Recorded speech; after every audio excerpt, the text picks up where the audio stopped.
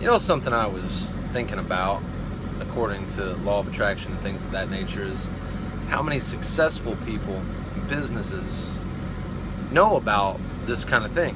You know, that's why what they say, they let you test drive the car, so you get in the feeling of owning the car. Or they have them open houses.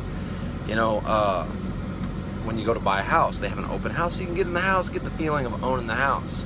Or you go to the grocery store and they give you little samples of the food. Successful people know this stuff, you know, and they teach this stuff in colleges. Well-educated people know this stuff, you know, and it's really weird because all this stuff is in the Bible, and so a lot of Christians actually nowadays know this stuff. They kind of knew it before, but now they kind of have some more, you could say, scientific reasoning behind it to make it to where they have more faith in a way, I think. But the thing that blows my mind is there's still people out there that can hear about this and still not believe it, even though all you got to do is just be aware of your thoughts. Just think about what you're thinking about. That's all you got to do. And then you'll figure it out eventually, you know. Always realize everything that's happening to you, you have thought of prior to that, you know. It may not be exactly what you thought. It will be exactly what you thought, but not the turnout that you always thought, because the turnout depends on your feelings. You know, like I said before, if you're angry and you're thinking about a certain type of car, you're not going to probably attract that car and own it. You'll probably get hit by it, you know. So your feelings, you know, you watch those feelings with your thoughts and all that. But they always tell kids, what do you want to be when you grow up? They ask them, what do you want to be when you grow up? They want you to decide that, because the earlier on that you decide this stuff, the more time you have to make it all work out, the better you are, you know. And that's, I think, one of the reasons a lot of people aren't successful. It isn't because they don't take risks. It's not just because they don't take risks. It's because they don't have a goal. But not just because they don't have a goal, but because they didn't stick with the goal they had in mind. You might say, I want to be a police officer when you're a kid. And you get older and you're like, I want to make money, you know, or something like that. I think I think Barack Obama wanted to be president earlier on in his childhood, as I'm sure a lot of presidents did. They had that thought and that vision earlier on, like, that's what I want to do, that's what I want to be. Some people want to be a politician, you know, I mean, some people just don't even think about what they want to do for a living. They just want to just make an average income and get by or whatever, and not ever really have to worry about it. Just have a family, have the American dream. They just want to have a home, a car, a family, and go to work every day and come home. That's all some people even want out of life. But even still, some people have trouble doing that, because once you get that, then you start wanting something else. When you change what you want, you start changing things in your life. You know, you might have what you want, but then you change what you want. So what you have has to fall apart for something else to come together. So, like I heard someone say, when things start to fall apart, they're not really falling apart. Things are actually coming together. You know what I mean? So, you know, you're married and you go, I want to be a millionaire, and then your marriage falls apart. Why? Because apparently that marriage was keeping you from being a millionaire. But then after you're divorced, all you focus on is wanting your wife back or whatever like that. You're not focused on being a millionaire anymore, because then, you know, sometimes they say you don't know what you got till it's gone or whatever.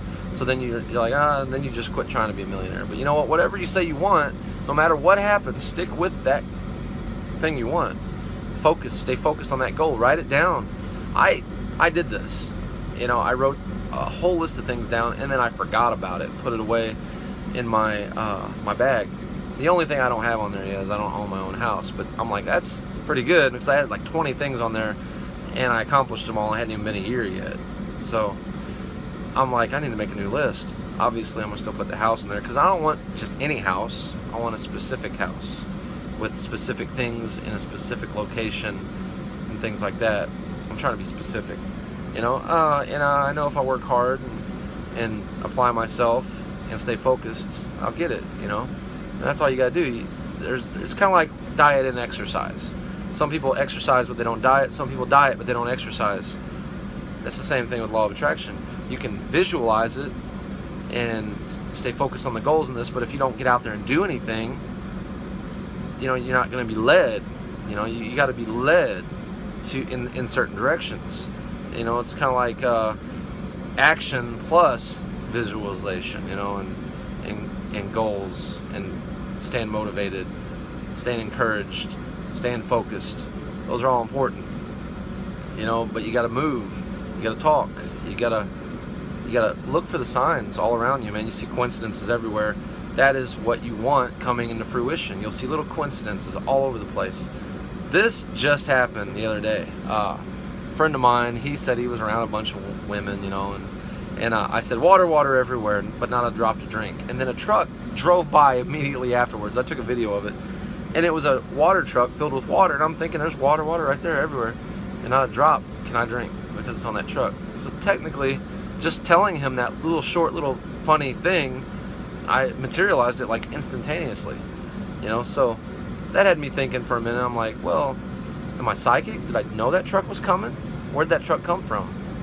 It's very strange to me. It's like, are you creating it, or are you seeing it before it happens, and that's controlling what you say? That's the conundrum, you could say.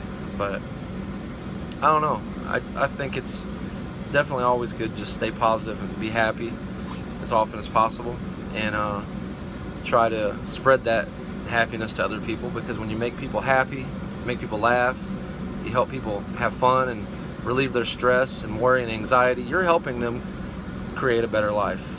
And that's what we should be doing for each other. We should be inspiring each other and trying to take the burden off each other's backs. It actually says that in the Bible. It says, it says we have to carry each other's burdens and carry our own burdens. But why not just help people alleviate those burdens, and even try to alleviate yours. Make a list of all the things that you don't like in your life and knock them all out one by one. You're in debt, you don't like it, pay off your debt. Like that guy said, that Bob Proctor man, he said, set up a debt repayment program. Don't focus on debt, focus on prosperity. Whatever. I don't know.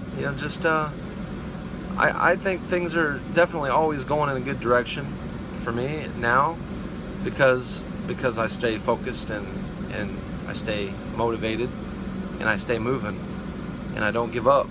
I remind myself, I put little notes on my phone to remind myself of the things that I need to do, and I keep them on there until I do them, and then I check them off.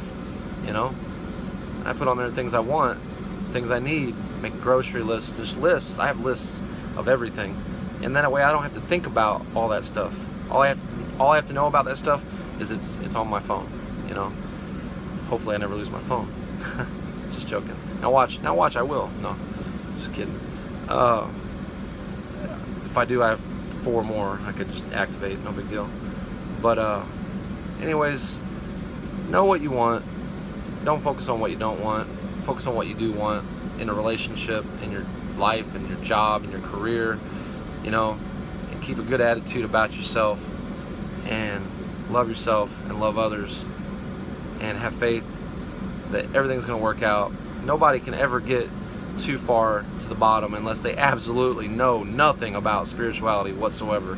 But there are people on the bottom, but I guarantee you, if those people just knew the right things, they just had a path, they could come right out of that. But no one's telling them anything.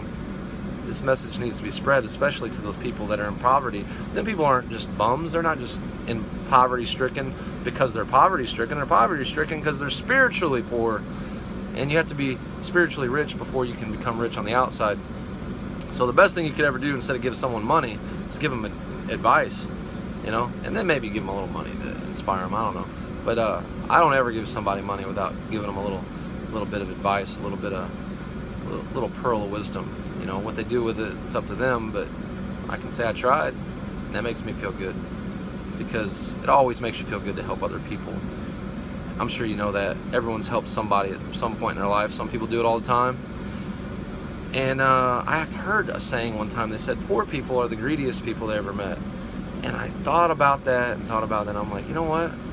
It's partially true, because they don't ever receive anything, because they don't ever give. And when they do get, they hold on to it so tight, and they don't ever give nothing. But I heard a preacher say one time that if you keep giving, and keep giving, and keep giving, and keep giving, things will keep flowing to you and through you in order not only to come to you, but sometimes it comes to you to get redirected to somebody else. They're attracting it through you. You become a conduit, sort of, you know, instead of like a straw in a cup. And instead of, if it gets blocked up, then nothing can flow through it. You want stuff to flow through it, you know. You don't want it to get blocked up, then it'll start spouting out the top. Nothing will go in it because it's full. You'll never be full. If you keep giving, you'll never be full. You'll be a fluid, you know. You'll be a conduit. Things flow through you and to others, you know. That's what I do. That's what I enjoy doing. I work hard and I help people. I think of myself in a way like a superhero. Go out and try to change the world a little bit at a time, helping little people achieve goals and dreams they want. That America's a land of opportunity, and we need to help each other remember that and help each other create opportunities. All right. You have a good day, YouTubers. Like and subscribe.